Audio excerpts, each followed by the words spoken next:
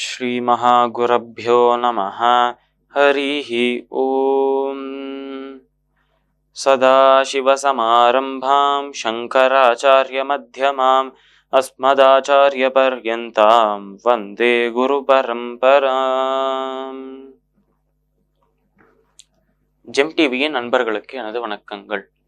இன்றைய நாள் அனைவருக்கும் இனிய நாளாக அமைய எல்லாம் வல்ல இறைவனை வேண்டி இன்றைய எம்மதமும் நம்மதமே நிகழ்ச்சிக்கு செல்வோம். இன்னைக்கு நம்ம ஸ்ரீஸ்துதியிலேருந்து ஒரு ஸ்லோகத்தை விளக்கத்துடன் பார்த்துட்டு நேற்றைய தினத்தின் நீதி கதையின் தொடர்ச்சியை காண்போம்.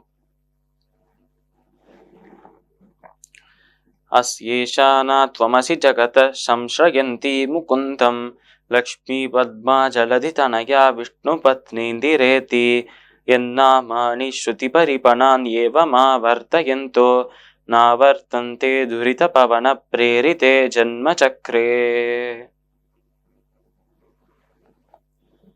இந்த ஸ்லோகம் ஸ்ரீமத் நிகமாந்த மகாதேசிகன் இயற்றிய ஸ்ரீஸ்துதியின் 8வது ஸ்லோகம். இந்த ஸ்லோகத்தில் தாயார் இதுவரைக்கும் தாயாரின் அந்த குணங்களையும் அந்த குணாதிசயங்கள் லீலைகளையும் பற்றி சொன்னார். இந்த பிரபஞ்சத்தை படைத்ததே ஒரு லீலையாக ஒரு விளையாட்டாக தான் இருக்கு என்றும் சொன்னார் தேசிகன்.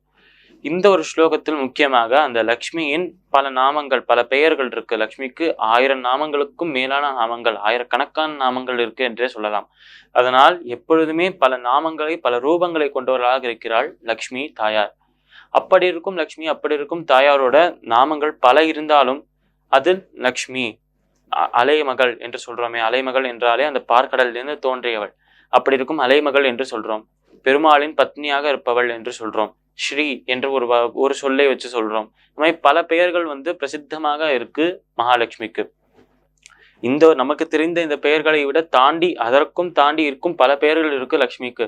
அப்படி இருக்கும் அந்த பெயர்கள் தெரியலனாலும் இந்த பெயர்களை மனதில் வைத்துக்கொண்டு அப்படி இருக்கும் மகாலட்சுமியே உனக்கு நமஸ்காரம், அப்படி இருக்கும் ஸ்ரீ உனக்கு நமஸ்காரம், அலைமகளாக இருப்பவளே விஷ்ணுவின் பத்னியாக இருப்பவளே உனக்கு நமஸ்காரம் என்று நம்மால் முடிந்த அளவுக்கு போற்ற முடிகிற அளவுக்காவது அந்த நாமங்கள் தெரிந்திருக்கும் நம்மளுக்கு.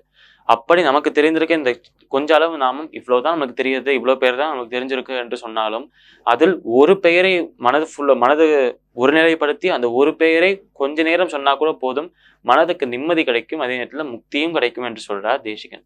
ஆனால் அப்படி இருக்கும் லக்ஷ்மியின் பெயர் லக்ஷ்மி, அலைமகள், ஸ்ரீ, விஷ்ணுவின் பத்னி, இப்பேற்பட்ட பெயர்கள் எல்லாத்தையுமே ஒரு முறை மனப்பூர்வமாக நம்ம சொன்னோம் என்றால், மனம் உருகி சொன்னோம் என்றால் அனைத்து உலகங்களுக்கும் சர்வலோகத்துக்கும் ஜனனியாக தாயாக இருக்கும் அந்த லக்ஷ்மியின் கருணை நமக்கு கிடைக்கும்.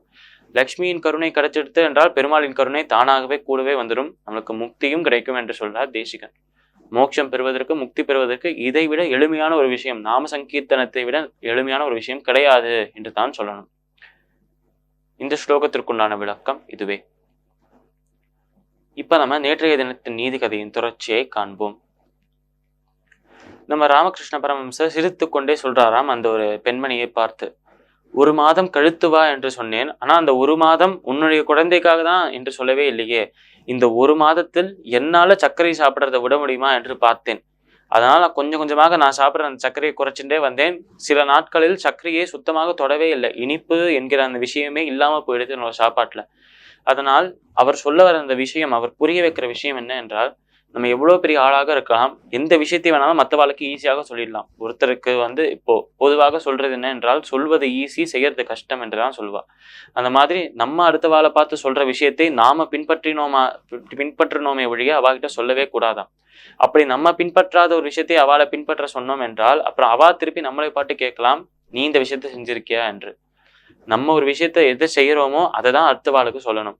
நம்ம அந்த நபரின் அந்த ஒரு நிலையிலிருந்து, அவரின் அந்த ஒரு சூழ்நிலையில இருந்து அவரால் இது செய்ய முடியுமா என்று உணர்ந்துதான் அது சொல்ல முடியுமே தவிர, நம்ம வாய்ப்போக்குல சும்மா சொல்லிட்டு போறது அவளுக்கு செய்ய முடியாமல் போகலாம். அந்த ஒரு கஷ்டமும் இருக்கு.